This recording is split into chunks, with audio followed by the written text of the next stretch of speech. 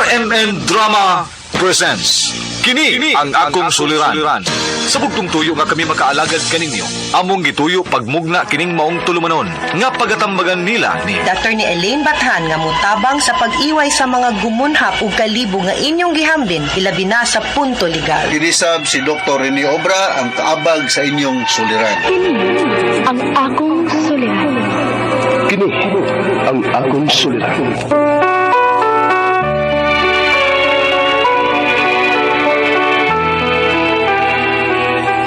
Sa atong pagkaymugso ng kalibutan, gikalawaan at ang daan sa atong suliran. Ang suliran mo'y kabahin sa itong inadlang panginabuhian. Aba na doon ay suliran nga dili mo mapasan nga ikaw ra. Nagkinahanglan kag katabang aron sa pagsulbad ni ini. Nagkinahanglan kag kahayag na mo'y mulamdag sa imong unahuna. Ug tungod ni ini, natawag kini nga atong tulumanon nga naguluhan. Kini ang akong suliran. Kini ang akong suliran. Mga minugbong duwa nga matapos lang sa usa ka hugna. Mga kinutlog gikan sa mga suwat sa mga minahal namong tigpaminaw. Busa kung aduna kamoy suliran nga naggumon karon sa inyong galamhan. Suwata ka na ug ipadala ning atong tulumanon. Kini ang akong suliran. Aron kabuhatan ka na og duwa sa kahanginan ug pagatambagan sa mga bulawanang hunahuna. Kini ang akong suliran. Kini ang akong suliran. Sinumat ni Teresa Tirul Soria, ubos sa direksyon ni Ingrid Miss Iver Tudaso. Dalit kaninyo sa RMN Drama.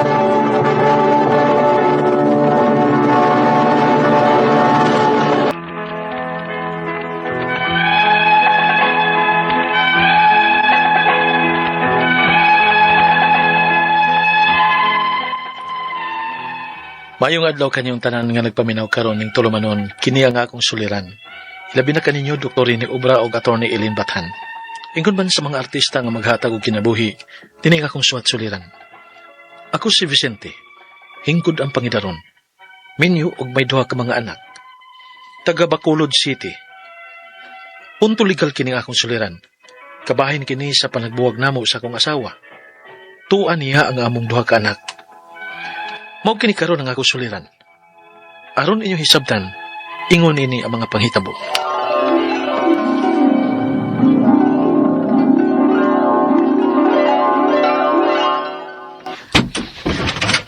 Oh, ni naman di ay ka, Vicente. Pabi na ko, ma. Kaluyan ka sa Diyos, anak. Mingaw man lagi, ma. Asa ba di sila si Gina o ang mga bata? Ambot anang asawa ni mo. Ikaw ra may lipaton. Ha? Nagplano kang manarbaho sa layo? Oy, ayaw na lang. Samot nga makahigayon ng asawa ni mo. Oh, ma. Time para ko, naglibog ko ni mo, ma. Murag mahibot man kayo pasabot. Isulti na ako na nagklaro, ma. Dili ko gusto nga musulti sa akong mga pagduda, Vicente. Mas maayong ikaw mismo ang musuta sa akong mga pagduda. Nya, unsaw man ako pagkahibaw kung unsa nang imong pagduda kung dili ka musulti na ako, ma. Basta, panidiin ang imong asawa. Siya'y pangutan akong diin siya. Ha?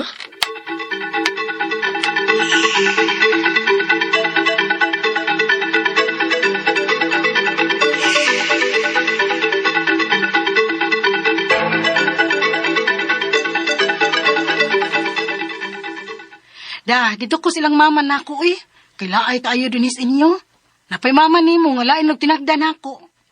Unsa? Murag kadalihok nako, babantayan lang ko. Murag way salig. Murag magsigig duda. Kaya nga naman. May rason ba nga magduda si mama nimo? Unsa? Niyabag na kadiha? Basin ba may rason ang mga pagduda ni mama nako nimo? Hoy, Vic, ayaw kong sugdi ha. Kay basin og dili nako kapaabot nga adto na kasalayo manarbaho. Tingali karon dayon, mubiyan ako dinis inyo. Gina.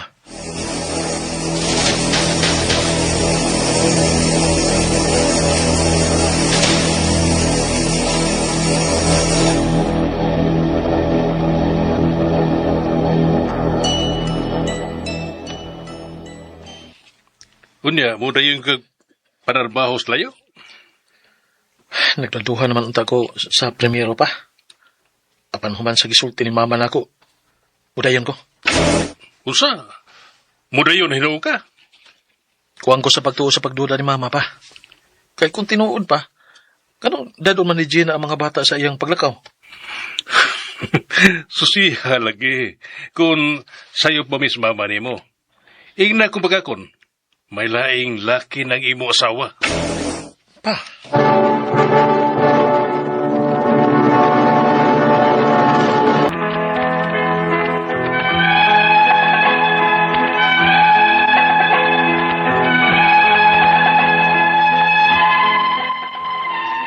sobra gid ang akong pagsalig sa akong asawa.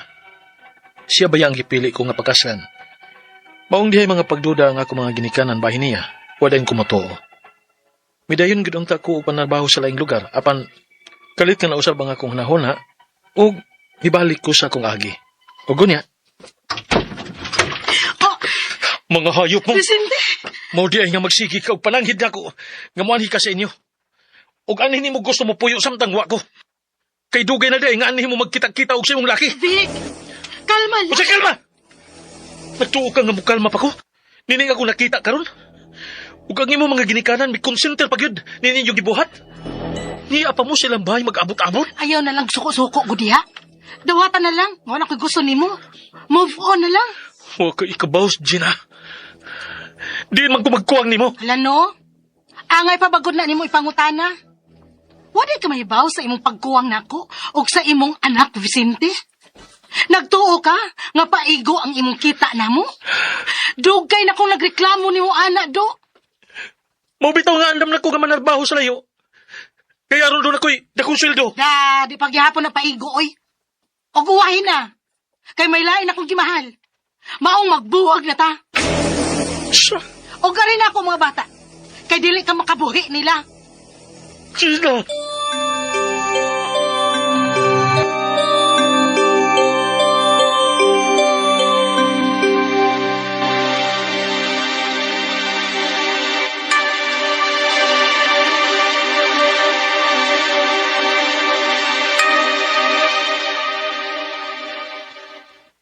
Tagay pa ta ba? Inom ta. Gusto ko magubog. Di maguni mo isulbad sa imong problema, Vicente. Tinalawan man ni mo. Atubang ang imong problema. Usaha man ako pag-atubang pa. Kibilaan naman kong Gina. Huwag sa akong duha ka mga anak. Uban siyang laki. Ayaw na tugunaw na ang imong asawa. Ang imo na mga anak ang mawiagikan sa imong asawa. Pero unsaon. Unsaon pa.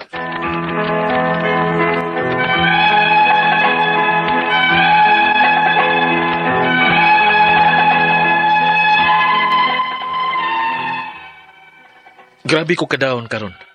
Nga wa ko mahibaw sa angay na kong buhaton. Lami na maganing ihikog. Kaya kinsa pabiganahan nga magpakabuhi nining kahimtanga. Ang ako mga pangutana, mao kini mo sunod. Unang pangutana. Kasado mi sa akong asawa ug may duha mi ka mga anak. Nasakpan ako nga may kauban siyang lalaki sa ilang bahay. Wa sila mag-sex, apan samara nga ilang giangkon sa akong atubangan nga may relasyon sila. Ako ba sila makiha? Ikaduhang pangutana. Dugay na di ay nga magtagbo-tagbo ang akong asawa o sa iyang laki sa bahay sa akong ugangan. Pwede ba nga iapil ako sa pagkiha ang akong mga ugangan kay tablarman nga may konsenter sila sa pagpangabit sa ilang anak? Ikatulong pangutana. Ang among mga anak gida sa akong asawa uban sa iyang lalaki. Pwede ba na ako makuha ang akong mga anak niya? Kay dili man siya maayong ihemplo nga pagkainahan. Ikaw pa to katapusan. Wala sa ko'y plano nga makigbalik sa akong asawa. Ang ako lang, ang akong mga anak. Kung sa may mga pamaagi aron nga makuha ko ang akong mga anak, o nga mapaway bili ang among kasal. Kana lang untang gamay lang ang gasto. Palihog tabangi ug tambagi ko. Kini ang akong suliran, Vicente. Mayong adlaw mga suking tigpaminaw kini sa Attorney Elaine Bathan ug ako today ang mohatag ninyong tambag tubag solusyon kalinawan sa inyong mga pangutana, mga problemang may punto legal. Of course, kay abogada man ko pero mga medical nga mga pangutana naas Dr. Rene Obra to the rescue nga mutubag anang inyong mga questions guys ha. So, di ta magduha-duha, di ta mauwaw. Kay kaning pagpadana tugsuwat kana ganing pagsuwat lang ninyo daan pag-type, no, pagkuhag papel ug ballpen ipada ninyo. Therapeutic baya pud na kanang makagaan baya pud na sa ato ang kanang gibati ug ato ang gidala-dala maski pag wa pay tubag wa pay kanang igo nga kasulbaran no or solusyon or tambag kanang napahungaw lang nimo dako na kay nagtabang sa atong gida samot nagmatambagan ug matubag na namo inyong mga pangutana. So ipada sa suliran_612@yahoo.com or sa ato ang Facebook account nga kini ang Akong Suliran official writers page. Naa sad tay postal address nga 3rd floor Jose R. Martinez Building, Osmeña Boulevard, Cebu City. Naalami hangyo guys, kay usahay ang among mga sukat nga madawat mo diretso magpangutana, ayaw mo pangutana diretso. Please lang, please ipada hatagi mi og igo nga basihan no kung asa ni nagsugod ang inyong mga problema kay di man tanan no pananglitan, kabahin sa annulment, di man tanan, pari-parihag tubag, no, o tambag. Depende man pod sa panghitabo or mga hinungdan or sinugdanan anang inyong mga pangutana, ha? So, kumpleto ha, please. And di mangluod kung taod pa usa madungog ang inyuhang suwat nga gipada sa kahanginan because daghan kitang madawat nga mga suwat, guys, ha?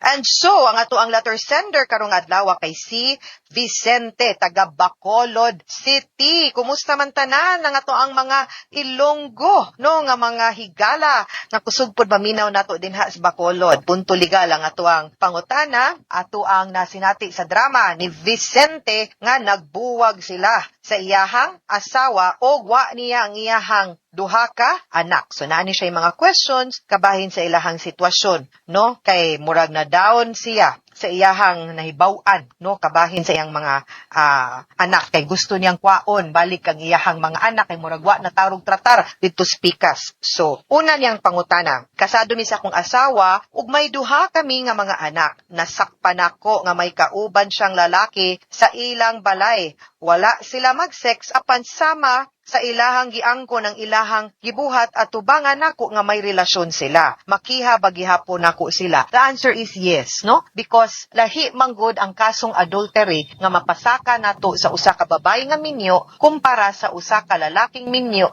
nga ang atong mapasaka kasong concubinage. Mas lisod i-prove no ang mga circumstances sa lalaking minyo. Ang kaning babae ang pagpakigrelasyon mismo that can already be considered as grounds para makihaan siya og adultery og ang katong iyahang laki. Ikaduhang pangutana, dugay na di ay nga magtagbo-tagbo ang akong asawa og sa iyahang laki sa balay sa akong ugangan agoy. Hala, gani konsente pong imong ugangan di ay. Naunsa ba? Pwede ba nga akong iapil paghikiha ang akong mga ugangan kay tablara nga ni konsentir sila sa pagpangabit sa ilang anak? Ug ma-prove pod nato nga nasayod ang mga ginikana ni konsente, pwede sagud silang mahimong accessory to the crime, no? Kay naaman nila laing level, principal, accomplice, accessory sa pagbuhat og krimen. Kay usahay naamang gyud mga krimen nga di nato kayang buhaton ug wa tatabangi sa ubang tao para mabuhat ni. So pwede siguro no magdepende pod na kung unsa poy atong ebidensya nga mapakita nga aware ang mga ginikanan ug ilang gisugtan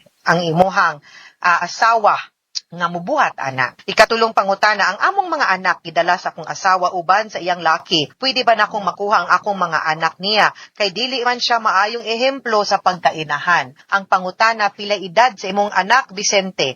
Kay kung ang kaning minyo noon niya magbuwag, mag-decide man gyud ta og asa ang kustodiyas bata. Ang bata 7 anyos paubos. Normally adto gyud na automatic ngadto sa mama. Kay ang balaod man gud nagtan-aw nga ang kaning mga bata labi nag kanang bata pa kaayo no gamay pa kay edad, nagkinahanglan man gyud ni sila sa pag-aruga no sa usa ka inahan. Lahi man gyud pod ang mama god no ato sa gyud nang dawato no lahi ang mama ug papa mugalam sa mga bata. So automatic nga adto na siya ngadto sa ilahang sa mama. Pero kung above 7 years old ang bata, mahimo gyung mupili ug asa siya, mama ba or papa. Kay ang korte dunggon pod ug respetuhon pod ang choice sa usa ka bata. Pagkapait gyud aning magbuwag no kay ang bata ba papilion. Pero naa say mga exceptional circumstances guys ha nga maski pag below 7 years old, kung tan-aw sa korte dili maayo no para sa development ug kaayuhan sa welfare no sa bata nga adto siya sa iyang mama, mahimo sa gyud nga muhukom ang balaod nga adto na lang siya sa iyang papa. So di sa gyud na siya hard and fast rule no. General rule rang na pero naa sad gyud nay exceptions ha. So mo gyud ni no ang iya ato ang mga problema nga dapat natong pagasulbaron nya hinaot unta nga og di na gyud mo mag-uyon og ang ako pod nga sakto pod og igo pod tong imuhang basihan nga sure gyud ka nga ma-prove nimo nga naagyoy lain no or naagyoy ka relasyon sila unya og di na gyud og di lang gyud pod nato ipamugos ang ako alang na ang sakto mangong solusyon ani magpaanalta. Okay? Mga sukintig paminaw, hinaot unta nga nang may nakutlo na pagtulunan karong adlaw. Kini si Attorney Elaine Bathan. Daghan kayong salamat sa inyong pagpaminaw sa atong tulumanon. Hangtod sa sunod nga sugilanon, dinhigakon sa tuang programa. Kini ang akong suliran. Gikan sa RMN Production Center, Radyo mo Nationwide. Tatak RMN, daghang salamat o maayong adlaw.